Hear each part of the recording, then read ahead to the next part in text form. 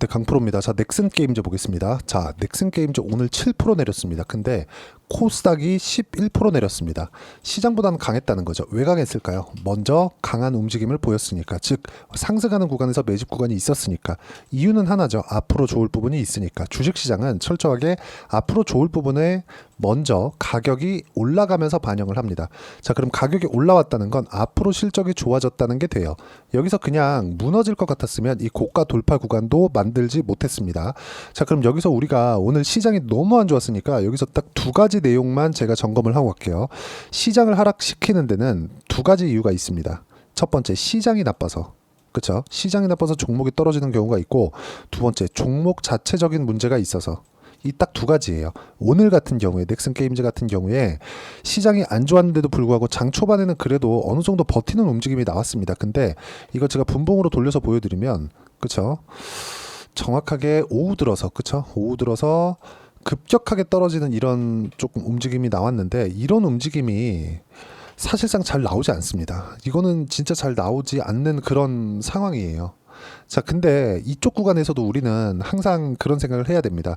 앞으로 좋아질 만한 부분이 뭐가 있을까? 그리고 시장이 이렇게 안 좋은 상황에서 급격하게 하락하는 부분이 나왔는데 가격이 너무 높은 거 아닌가? 이런 부분에 대한 약간 그 이해가 조금 필요한 그런 상황입니다. 자, 결론부터 말씀드릴게요.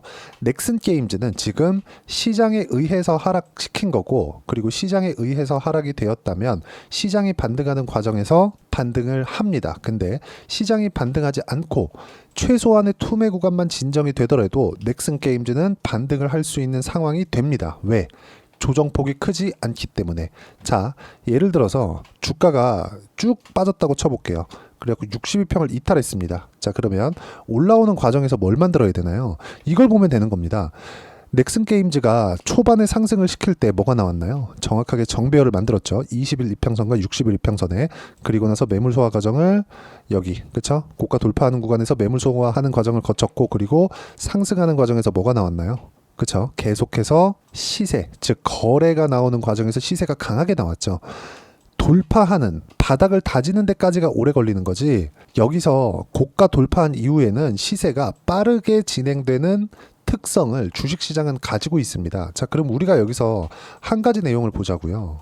자, 지금 하락한 건 넥슨 게임즈 자체적인 문제가 없다면 시장에 의한 하락입니다. 자, 근데 시장에 대한 하락폭을 본다면 오늘 일본 증시가 12%, 그리고 코스피는 8%, 그리고 코스닥은 11.3%가 빠졌습니다. 넥슨 게임즈의 오늘 하락은 시장에 의한 하락입니다. 그리고 시장에 의한 하락을 내가 이해하기 위해서는 꾸준하게 가격적인 부분에 대한 이해가 필요합니다. 왜? 미래 가치를 가격이 먼저 반영하니까.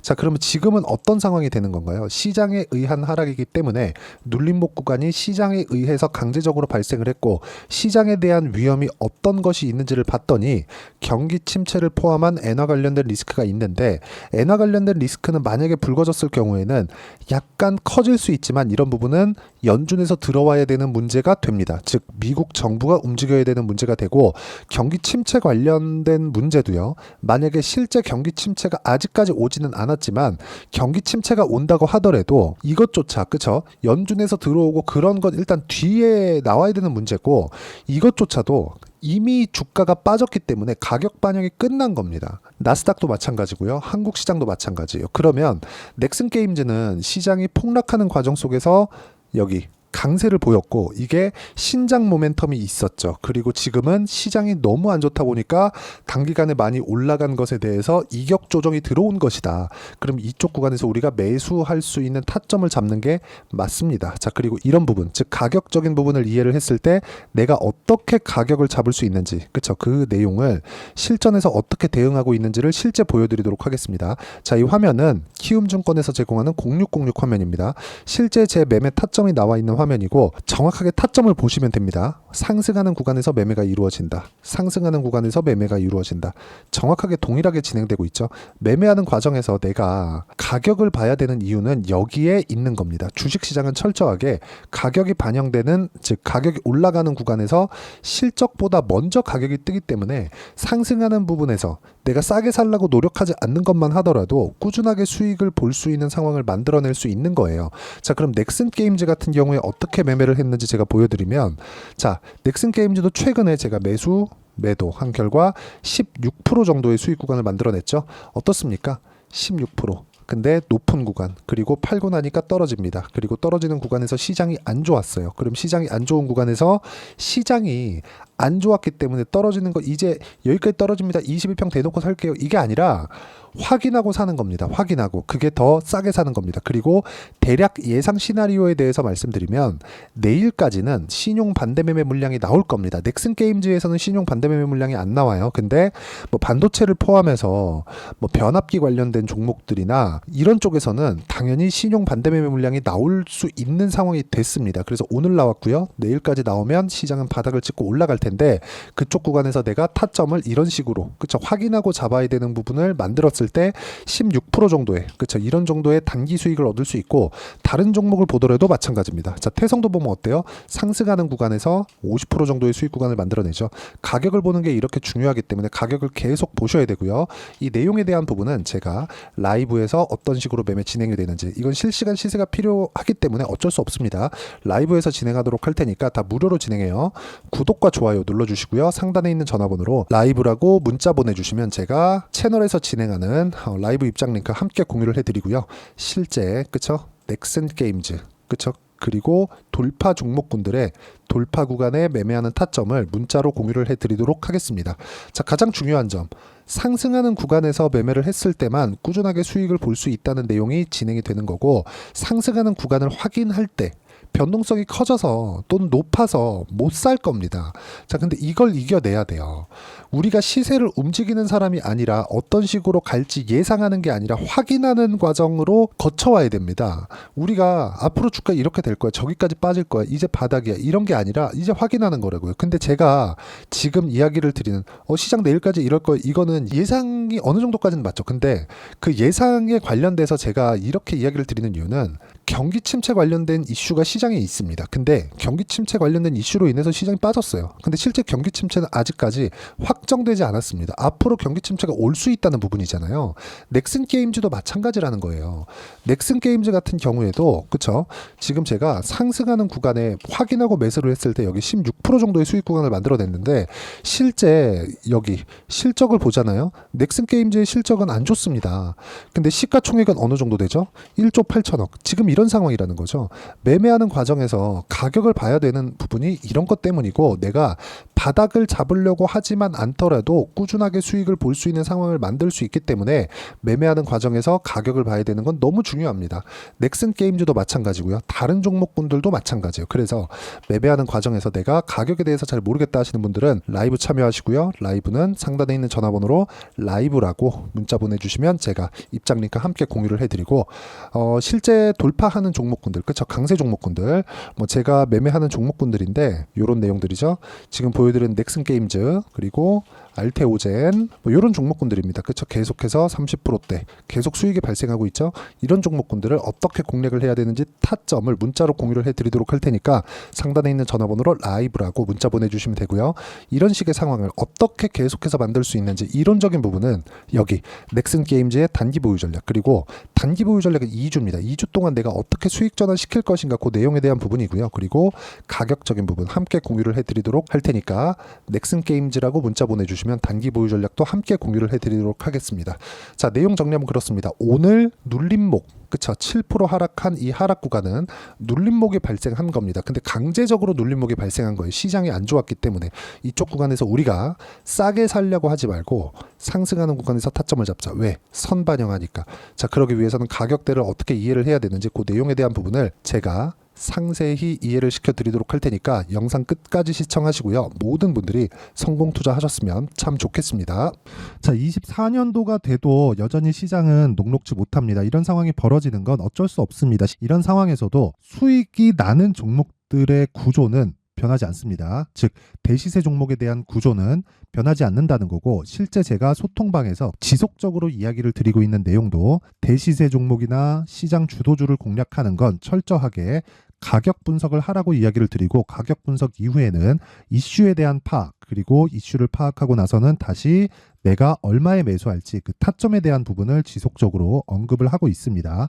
자, 근데 생각해 보세요. 시장이 굉장히 어려웠습니다. 어려운 상황에서의 어떤 종목들이 강했냐 보면 반도체와 그리고 바이오입니다. 자, 실제 여기 보면요. HLB에 제가 실제 매매한 내용을 띄워놓고 보여드리고 있는데 1월 22일부터 매매를 시작해서 4일 동안 31%의 수익 마감이 됐고요. 그리고 여전히 신고가 종목입니다. 자, 그리고 그 다음 어보브 반도체, 이름을 보시다시피 반도체 종목이죠. 그리고 AI 반도체는 지속적으로 강세를 보이고 있습니다. 이 종목도 신고가를 먼저 달성한 이후에 제가 21%의 단기간에 21%의 큰 수익을 내고 마감이 됐습니다. 다시 재공략을 준비하고 있고 이런 부분은 소통방에서 다 공유를 해드립니다. 자, 그리고 코세스. 자, 코세스 같은 종목도 당연히 그쵸, 신고가 종목이고요. 그리고 반도체 종목입니다. 이 종목도 영업일 기준에서 이틀 동안 대략 한 15%의 수익 마감이 됐습니다.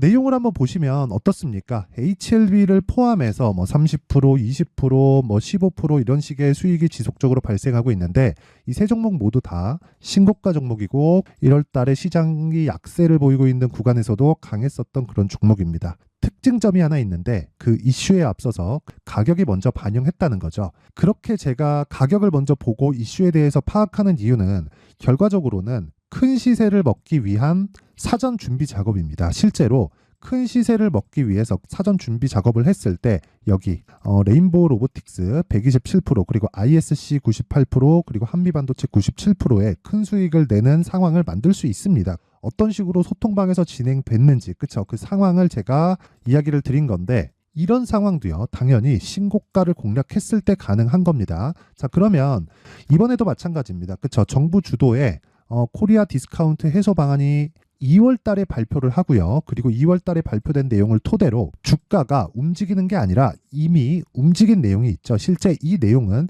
크게 중요한 게 아니라는 겁니다.